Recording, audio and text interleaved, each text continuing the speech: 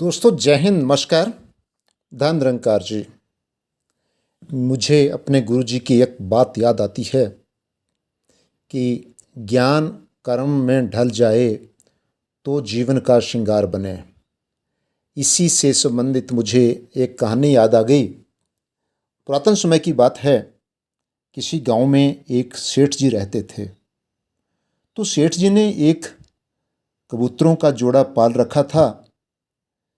सेठ जी सुबह जल्दी उठ जाते, अपने सुबह सुबह नित्य नेम करते, भगवान का पूजा अर्चन करते और उसके बाद जाते जाते अपने इस कबूतर के जोड़े को पिंजरे में कुछ दाना डाल देते और पास ही एक सत्संग भवन था, वहाँ सत्संग सुनने चले जाते। तो करते करते बहुत ही सुखमय जीवन व्यतीत हो रहा था। एक दिन जब सेठ जी अपने कबूतरों को दाना डाल रहे थे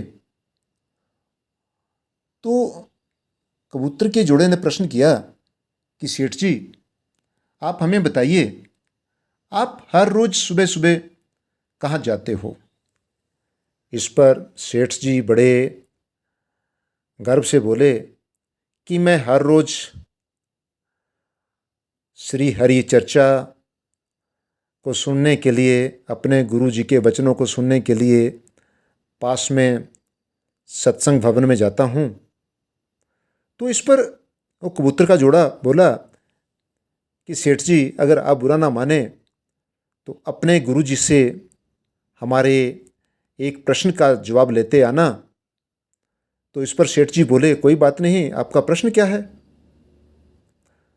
तो कबूतर के जोड़े ने प्रश्न दे दिया कि आप जी अपने गुरु जी से पूछकर आना कि हम इस पिंजरे से आज़ाद कब होंगे।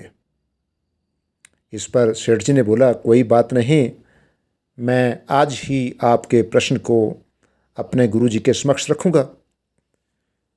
तो ये कहकर सेठ जी सत्संग भवन चले जाते हैं। जैसे ही सेठ सत्संग भवन पहुँचे, जाकर के अपने गुरु जी के स्टेज के पास पहुँचे, नमस्कार किया और इस कबूतर के जोड़े का प्रश्न रख दिया कि महाराज, मैंने घर में कबूतर का जोड़ा पाल रखा है।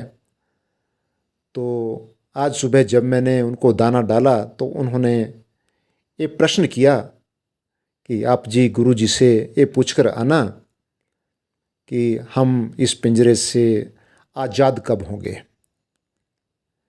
तो बड़े आश्चर्य की बात, जैसे ही सेठ जी ने ये प्रश्न गुरु जी के सामने रखा तो एकदम गुरु जी अपनी गद्दी से नीचे गिर गए और अचेत हो गए। तो अफरा तफरी मच गई। एकदम कुछ गुरु जी को पानी पिलाने लग गए। जैसे कैसे करके गुरु जी को दोबारा से स्टेज पर बैठाया और अब इस सेठ जी जैसे ही सत्संग भवन से निकले तो आते आते अपने घर पहुंच गए और घर में पहुंचते ही अब वो कबूतर का पिंजरा दरवाजे के पास रखा है। तो आते ही कबूतर ने पूछ लिया कि महाराज, आप जी हमारे प्रश्न का जवाब लेकर आए। तो इस पर सेठ जी ने बोला कि आप जी के प्रश्न का जवाब तो मिलता, लेकिन जैसे ही मैंने आपका प्रश्न गुरु जी के समक्ष रखा तो एकदम गुरु जी बेहोश होकर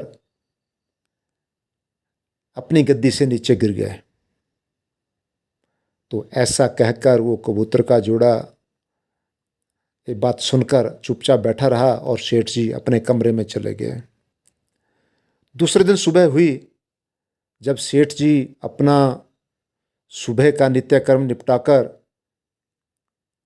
सत्संग भवन में जाने के लिए तैयार हुए तो जैसे कि हर रोज इनका एक रूटीन था कि जाते जाते कबूतर के जोड़े को दाना डालकर जाना, तो जैसे ही दाना डालने के लिए आए तो क्या देखते हैं कि इन्होंने दाना डाला और कबूतर का जोड़ा एकदम दोनों के दोनों बेहोश हो गए।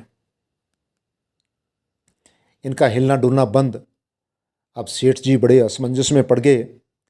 सेठ जी ने आंव देखा ना तांव फटाफट पिंजरे का दरवाज़ा खोला और इन दोनों को बाहर निकाल के हवा में डाल दिया।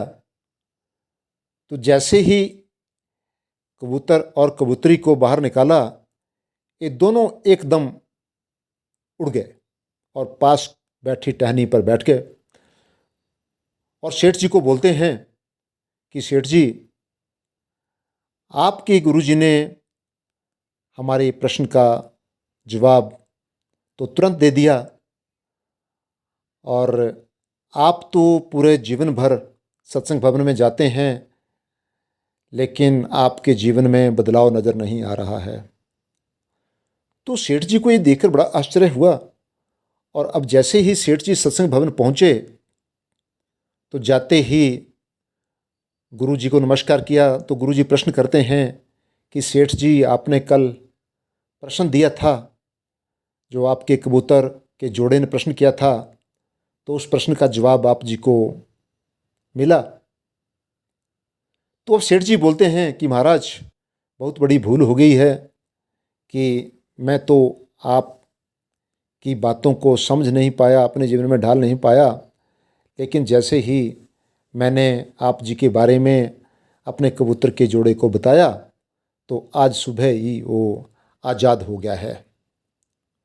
तो दोस्तों, कहानी का सार यही चीज़ बताता है कि हमारे जीवन में भी बदलाव तभी संभव है जब हम जो धर्म ग्रंथों की बातों को हमारे गुरुजी हमें बताते हैं, समझाते हैं, उन बातों को जब जीवन में ढाल लेंगे तो फिर हमारे जीवन में बदलाव संभव हो सकता है।